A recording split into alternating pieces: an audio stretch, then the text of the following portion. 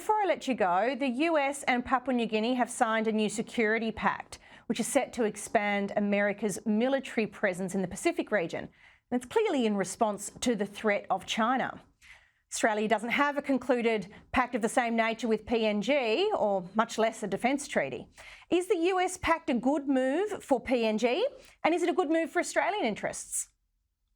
Yeah, as always, the devil's in the details. We have to wait and see how it plays out. But generally, this is a good move if you think about it. It really relates to US naval and marine port calls and being able to operate through Papua New Guinea territories and cooperate with New Guinea.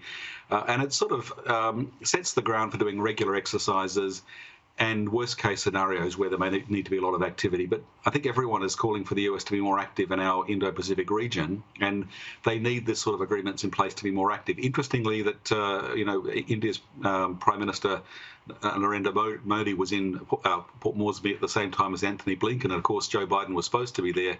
So this is, I think, got to be seen in the context of the Quad, this four-way arrangement with India, Japan, Australia, and the US to work on helping countries across the Indo-Pacific, but also preparing for cooperation on the security front. Yeah, growing that trust is really important.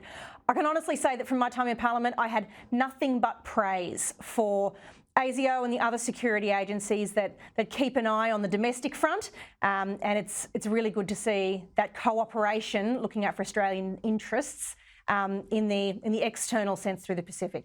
Thank you very much, Greg Barton, for your time.